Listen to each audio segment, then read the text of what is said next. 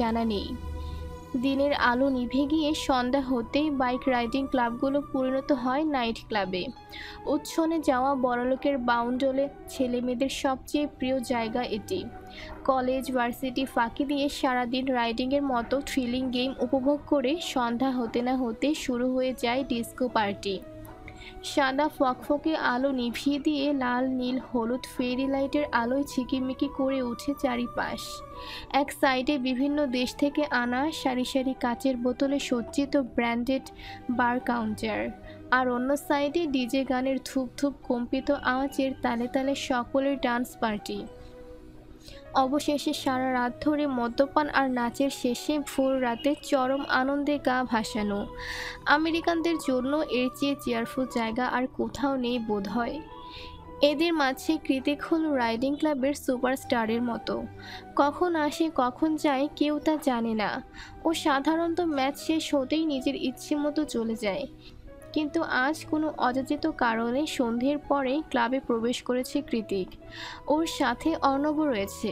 অর্ণবের মুখভঙ্গিমা দেখে বোঝা যাচ্ছে এরকম একটা ফালতু জায়গায় ওকে জোর করে টেনে টুনে নিয়ে এসেছে কৃতিক।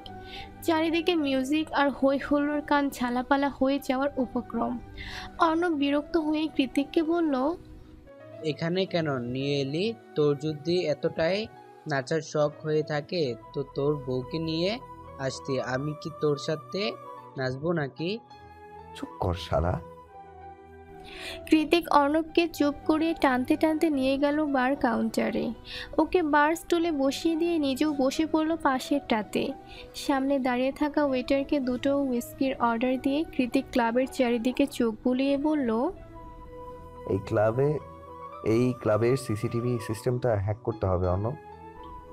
কৃতিকের কথায় অর্ণব ভ্রুকুচকে বলল, কি, তুই আবারও ঝামেলায় পাকাবি? কৃতিক ঠোঁট কামড়ে অর্ণবের চোখে তীর্যক দৃষ্টিপাত করে বলল, ঝামেলা তো পাকাতেই হবে ব্রো। রিভেঞ্জ নেওয়াটা যে এখনো বাকি। এই ক্লাবেরই একজন খুব দুঃসাহস দেখিয়ে আমার দুর্বলতায় হামলা করেছিল। তাকে এক ঝলক নিজের পৈশাচিক রূপটা না দেখালে হয় বল? আমি তো এতটাও ভদ্রলোক নই। অর্ণব দীর্ঘশ্বাস ছেড়ে বলল, তুই কে বলতেছিস? আমি কিছুই বুঝতে পারছি না। কে দেখাবি? কাকে দেখাবি? অর্ণবের কথার পাছে কৃতিক কিছু বলতে যাবে তার আগেই সেখানে আগমন ঘটে ক্লাবের অন্যতম সদস্য জ্যাকসনের, যাকে মাসখানেক আগে রাস্তায় ফেলে ইচ্ছে মতো মেরেছিল কৃতিক। তারপর অবশ্য সব সমস্যার সমাধান হয়েছে। ক্লাবের ম্যানেজিং কমিটি ওদের দুজনকে মিলিয়ে দিয়েছে। জ্যাকসন ক্ষমাও চেয়েছে নিজের কর্মকাণ্ডের জন্য। এখন সম্পর্কটা মোটামুটি ঠিকঠাক। তাই তো কৃতিককে দেখা মাত্রই এগিয়ে এসেছে সে। এগিয়ে এসে আরেকটা বারস্টুল টেনে বসতে বসতে ঠোঁটের ভাঁজে সূক্ষ্ম হাসির রেখা টেনে অবাক হয়ে জ্যাকসন শুধালো, আরে জ্যাক ব্রো, আপনি তো কখনো নাইট ক্লাবে আসেন না, আজকে হঠাৎ? জ্যাকসনের কথায় কৃতিক নিজেও ঠোঁটের কোণে হাসি টেনে বলল, তোমাদের সাথে ড্রিঙ্কস করতে মন চাইলো তাই থেকে গেলাম। ভালো করিনি? Oh that's really good bro, let's enjoy. ওদের মধ্যে জ্যাকসনই প্রথমে পান করা শুরু করে। 1 পেগ 2 পেগ 3 পেগ অতঃপর অগণিত পেগ। কৃতিক আর অর্ণব কিছুটা টাল হয়েছে, তবে জ্যাকসনের অবস্থা পুরোপুরি টালমাটাল। দু চোখ ঝাপসা, চোখের সামনে বসে থাকা একটা কৃতিককে 10টা মনে হচ্ছে। কি রোমাঞ্চকর!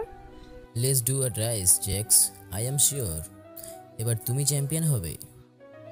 জ্যাকসন যখন টলতে টলতে আরও হার্ড ড্রিঙ্কসের অর্ডার দিচ্ছিল, তখনই কৃতিক ওকে অফারটা করে বসে। জ্যাকসনের মাথা ঠিক নেই, ওর মাথায় চ্যাম্পিয়ন হওয়ার ভূত আগে থেকে চড়ে বসে আছে। এই মুহূর্তে নিজের শরীরে একটা আলাদাই জোশ অনুভব হচ্ছে জ্যাকসন। মনে হচ্ছে ওর উপরে টেক্কা দেওয়ার মতো কেউ নেই, কেউ থাকতেও পারে না। যে কে আজও সেটা দেখিয়ে ছাড়বে। কৃতিক বলার সঙ্গে সঙ্গে দাঁড়িয়ে পড়ে জ্যাকসন। নিজের শার্টের কলারে একটা ঝাড়া দিয়ে বাইকের হেলমেট নিয়ে বাইরে যেতে যেতে বলে, লেটস গো। কৃতিক বাঁকা হেসে বলল, ওয়াও, এত জলদি? জ্যাকসন চলে গেলে কৃতিকও নিজের হেলমেট নিয়ে ওর পেছনে পেছনে হাঁটা দিলে অর্ণব ওকে টেনে বলে, তুই কি পাগল? ও তো পুরাই টাল হয়ে আছে। বাইক স্টার্ট দেওয়ার সাথে সাথে অ্যাক্সিডেন্ট করবে। কৃতিক দাঁতে দাঁত চেপে বলল। সেটাই চাইছি, চল এবার। পেছন থেকে অর্ণব বলল। আর তুই নিজেও তো ড্রাগ। নিজের উপর কন্ট্রোল আছে আমার অন্য, তুই চল।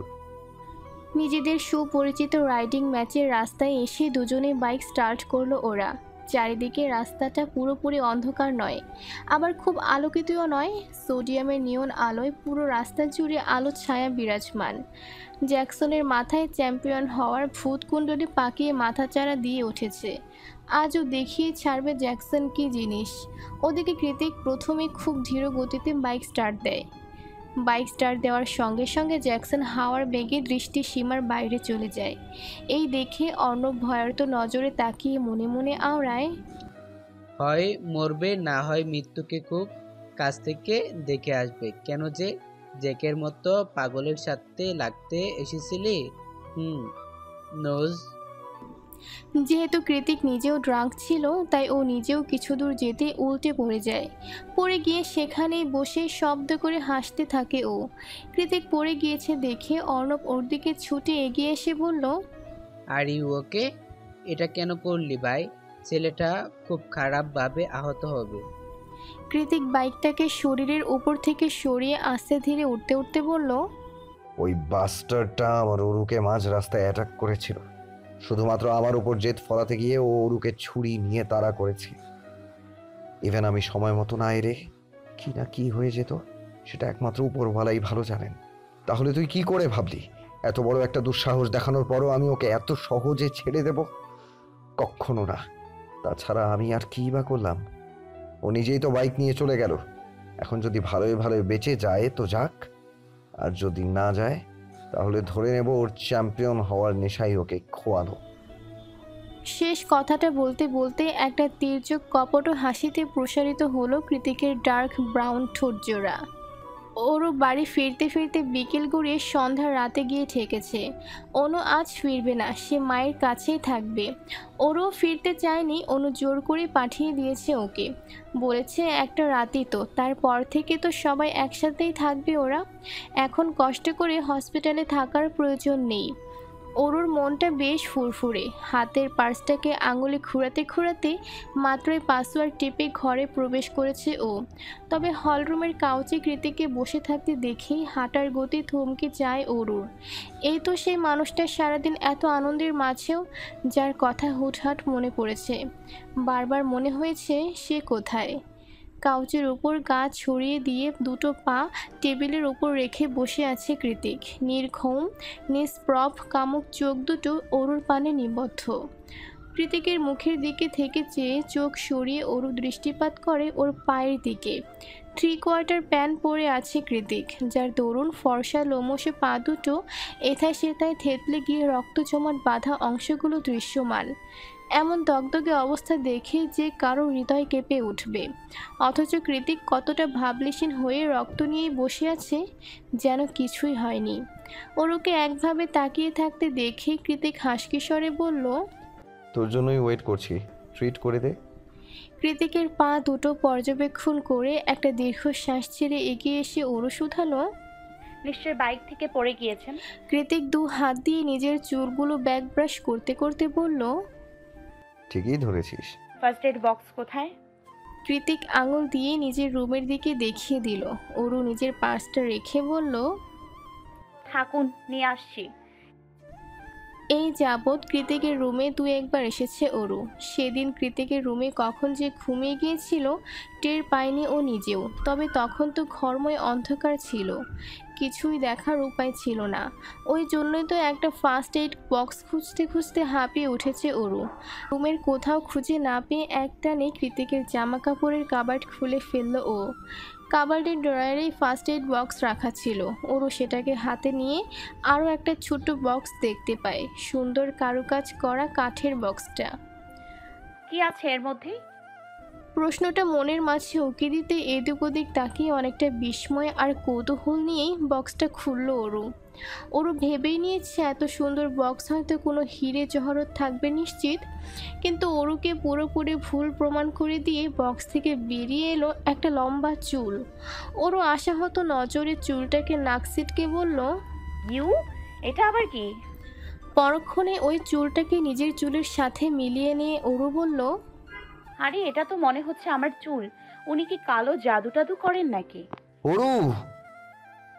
নিচ থেকে ভেসে আসা কৃতিকের ছাছালু চিৎকারে লাফিয়ে উঠল অরু। কোনো মতে জায়গার জিনিসটা জায়গায় রেখে ফার্স্ট এইড বক্স নিয়ে সহসা নেমে গেল নিচ তলায়। তারপর দৌড়ে এসে হাঁটু গেড়ে বসে পড়ল কৃতিকের পাশে।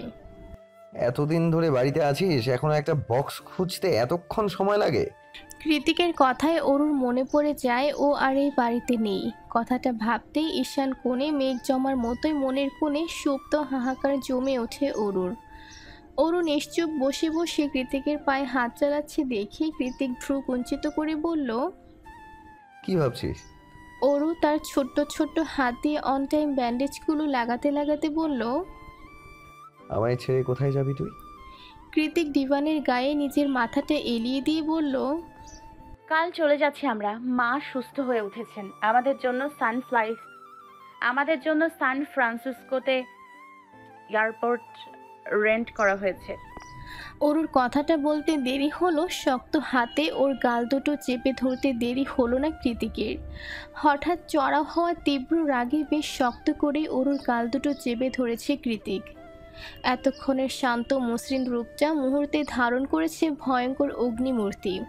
অরুর মনে হচ্ছে ওর গালের হাড়গোড় এক্ষুনি ভেঙে যাবে।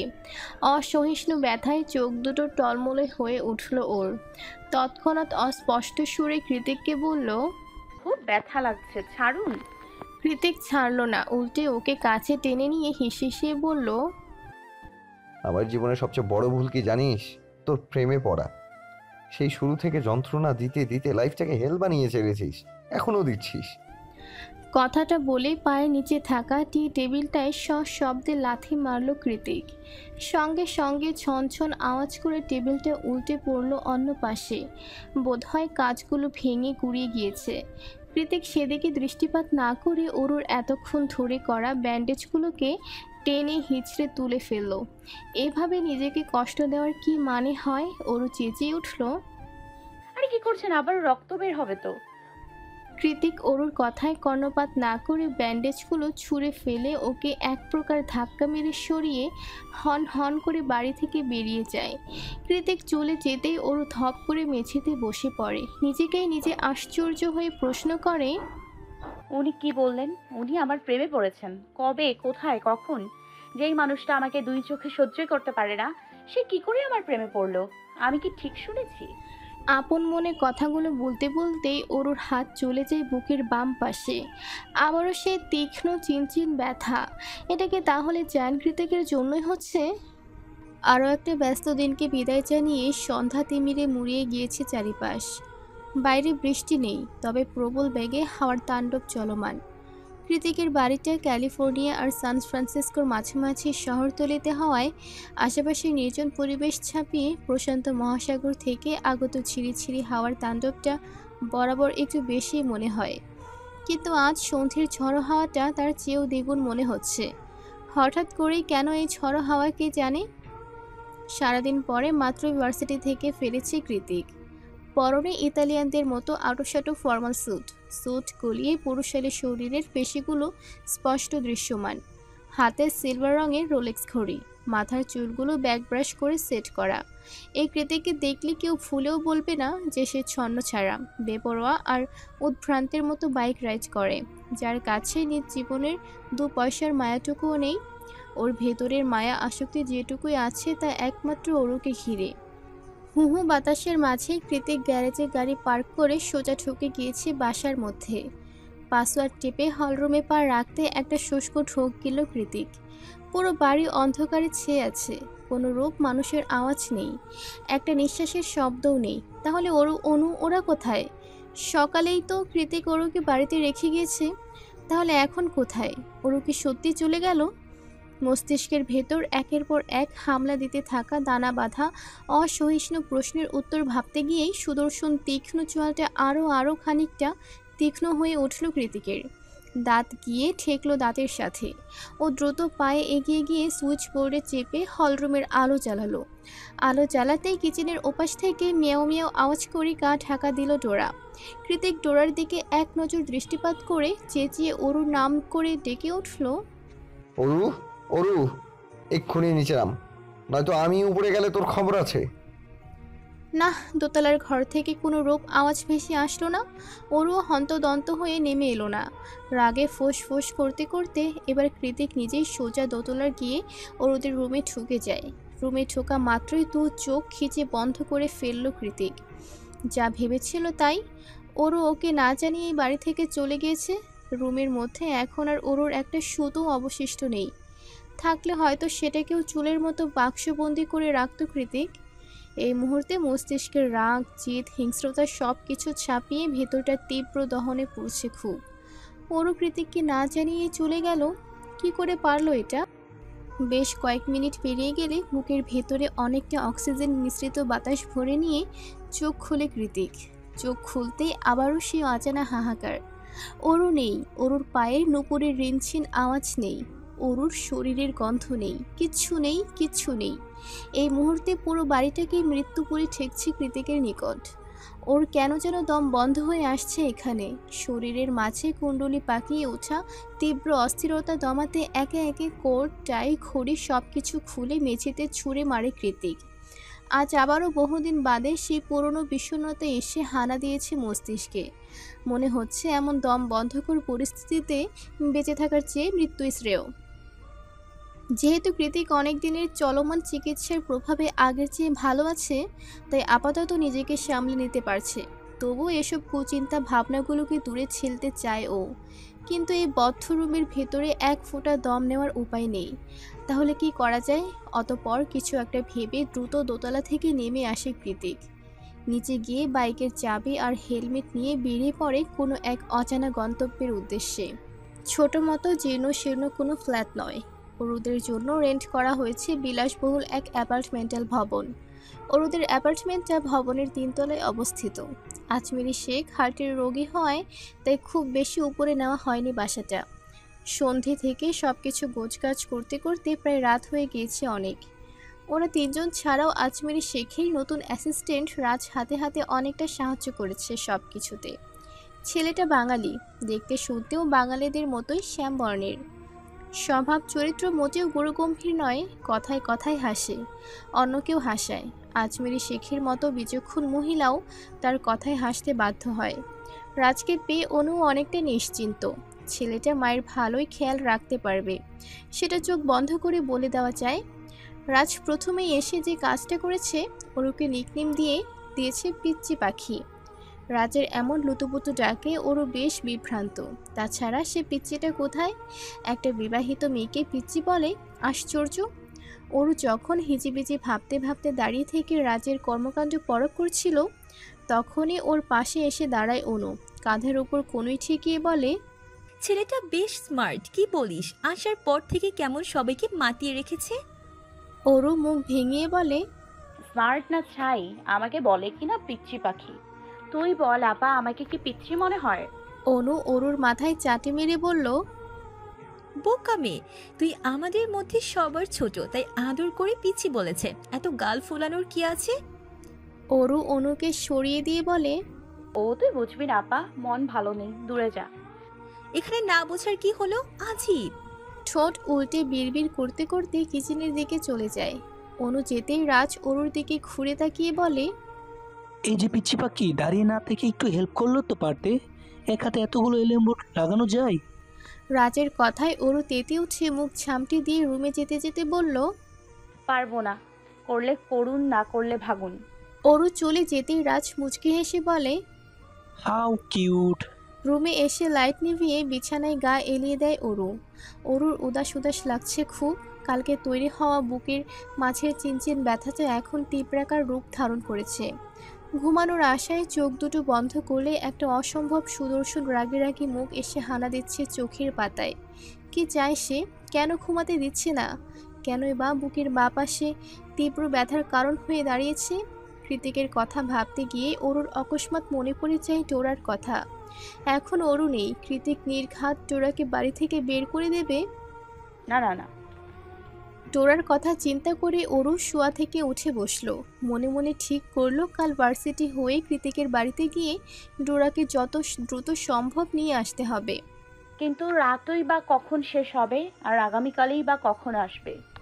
অস্ফুটে কথাটা উচ্চারণ করতে আবারও চোখ মুখে বিষণ্ণতায় ছেয়ে গেল অরুর। বুকের ভেতর